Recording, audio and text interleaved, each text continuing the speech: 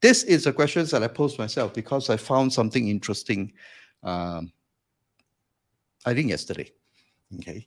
And the idea of double opt-ins. Now, I'm sure some of you may have, like Tanner has mentioned, but it is, yes, the idea it is, and I'll show you an example. Okay. So one of the reasons why most people will ask when do email marketing, do I need to do single opt-in or double opt-in? Now, single opt-in by definition or by practice is this. Let me get rid of this. Oops. My iPad is not listening to me. You can see this? Okay. So when somebody submits or basically fill in a form, right, to subscribe for something, it could be a newsletter, it could be a voucher or product, whatever it is.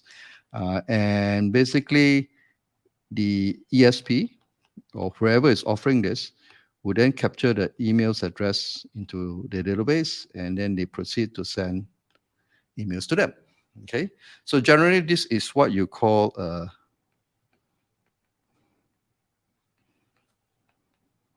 single opt-in. Okay. Now for double opt-in, pardon my drawing, I'm not an arts major, so it is what it is. Fill up the form. All right. It could be on a landing page or whatever it is. And then what they will receive is it goes to the ESP, of course, or goes to the service provider, whoever is providing the service. And this person would then receive an email to request for, okay, let me see, to request for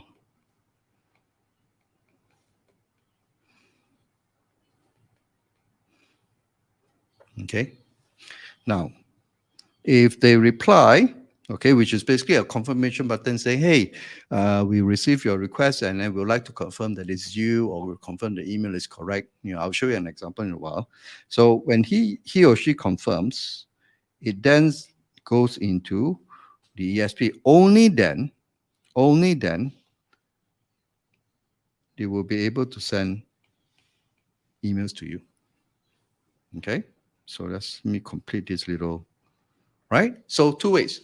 They submit, and there's an email that comes back and says, thanks for request to subscribe or whatever it is, and we would like you to confirm, right? So there's a button. If they click, then it goes into the SP, and then it falls into that subscriber group. Now, it is another layer of so-called resistance, obviously, because in most marketing is we try to reduce that resistance so that it's easier. But generally speaking, in emails, when you do emails, when you employ or deploy double opt-ins, the idea is to filter subscribers who are serious about it, who really want to receive information from you. Number one. Number two is to prevent from bot attack. Okay, and obviously number three is also to identify or as a sign of engagement. Okay, so if the person actually, sometimes there are cases where it could be a genuine mistake. For example, if I type in my email and let's say at gmail.com and I accidentally miss out the L of Gmail, and if you do not do the double opt-in, right, then you'll be ending up sending emails to an email that doesn't exist. Okay, it's not a subscriber's fault. They just made a mistake, right? And there's no way you can check. All right. So by having this, if the person obviously typed in the wrong email, they will not receive, or they will not receive the confirmation email, and therefore they're not going to click. Number one. Number two is, if they're not serious about it, obviously they're not going to read the emails. So if assuming the first email, which is a confirmation email, they do not read from you, what do you think they will continue to read the other emails, right? So what happens is, over time, you're stacking up a lot of users who are, or subscribers who are not engaged. And because they're not engaged and you're continuing sending emails to them, it will, to a certain extent, affect your email sender reputation, okay? Because basically you're sending to people who just don't care. All right. So the Gmails, the Yahoo Mails is going to pick up those sort of signals and says, hey, this guy keeps on sending emails to subscribers who are not engaged. I think there's something wrong. All right. So it would damage your email reputation in the long run. Okay. And okay, so let's look at an example. And the reason why I do this, let me go and Okay, let me start with this.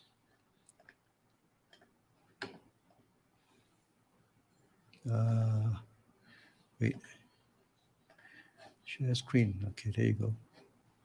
All right. So a sample of a double opt-in email would be something like this. Okay. For example, let's say if I sign up to my own, free email course or whatever it is, I will receive an email like this. Right. It will be a description, basically what you sign up for. Right.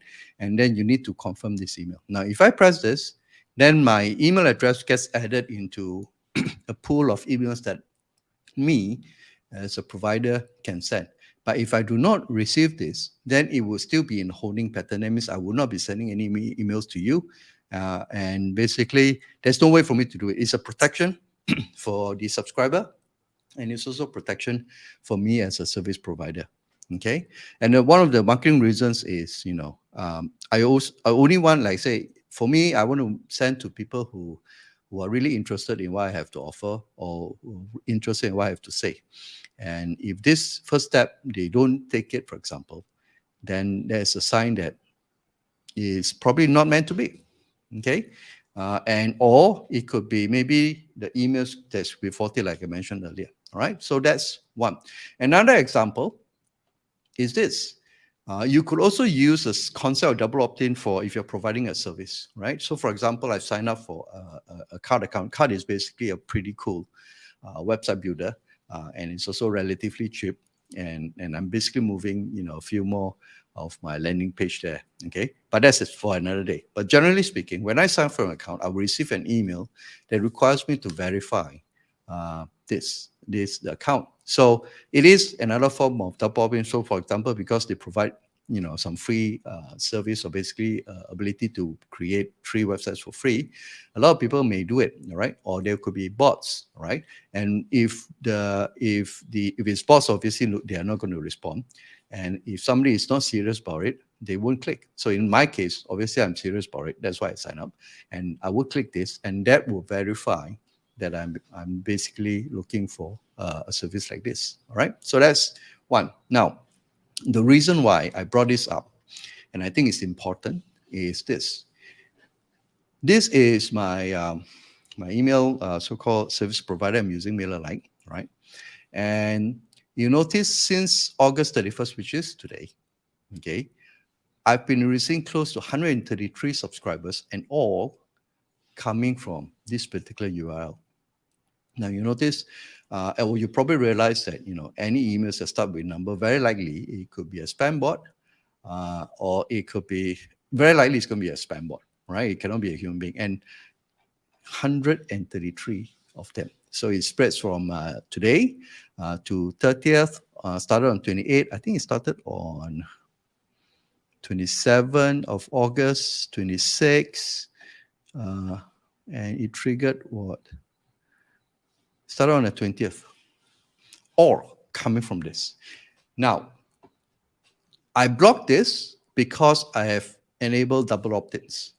Now, if I've not enabled double opt-ins, I would have accepted these 133 emails as a potential subscribers, and my email automation will continue to run. And I'm going to have, either, for example, a block, okay, a hard block, or basically hard bounce, or either a soft bounce, or I'll be sending this, into basically sending into a black hole, because there's no response. Nobody's going to read 26519344611, whoever it is not going to respond. All right. So that's the beauty of, and the lucky thing is I deployed double opt-in. And and the interesting thing is this: it is coming from this particular site, and this is an old page, all right, which previously I offered basically 5 days free email marketing, basically videos, and this is the form, right? And this is the form, and this is the source of it. And only today I decided to deploy basically a recapture.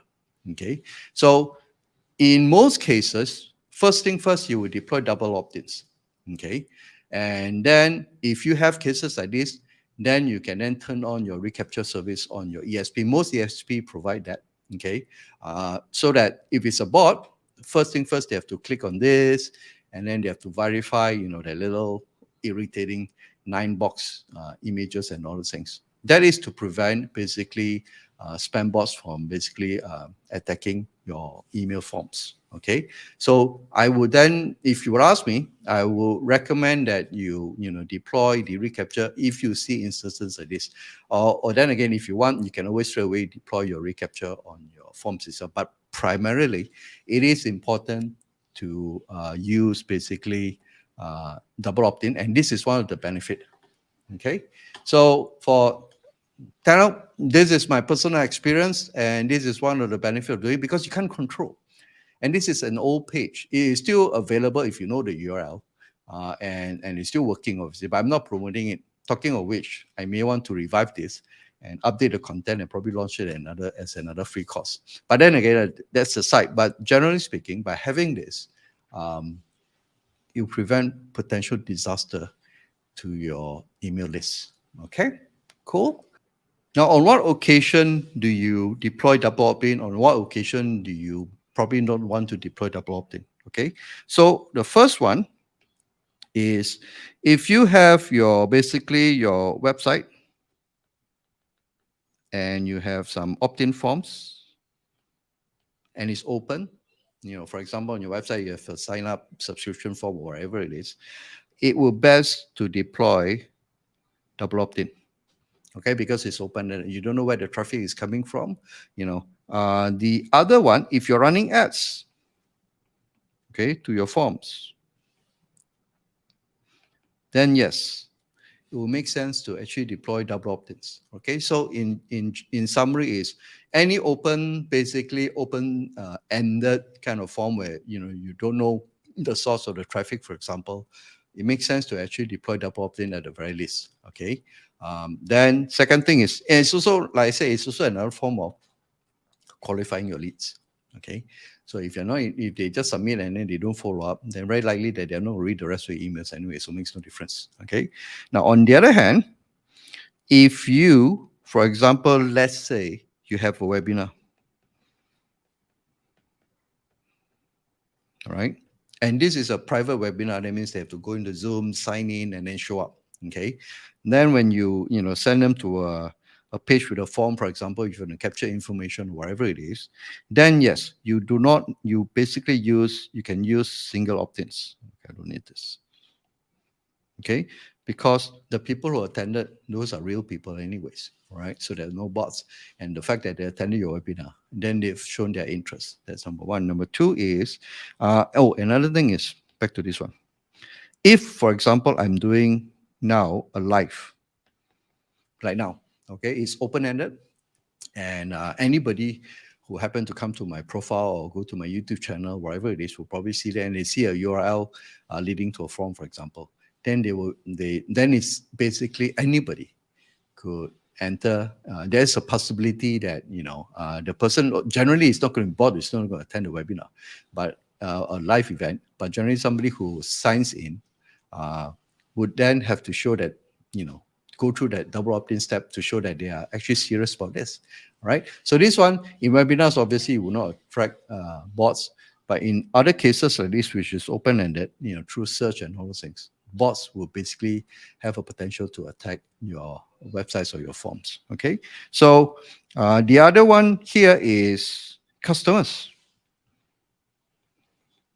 All right, so if they are a customer of yours, obviously they paid money already, whatever sum, right? As long as there's a transaction, then obviously they're real people, and there is no reason for you to then go through, put through the process, the double in, because obviously they're engaged. That's why they're buying stuff from you.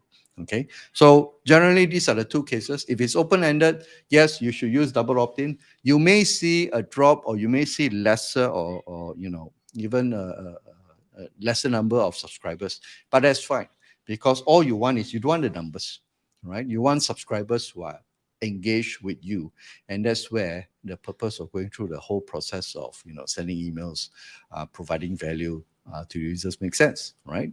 No point having 1 million subscribers and they don't even open your emails. Makes no difference. It's a nice metric, it's a nice vanity metric, but it doesn't do anything to your business.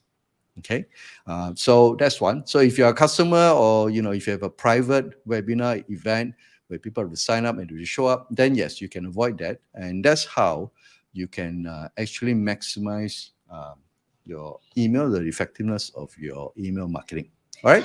Hi, and thanks for watching. If you need my help to set up your email marketing engine for your business, just click on the link here and you see a list of services that will help you grow your leads and sales and also increase your profits through emails. I'm looking forward to working with you soon.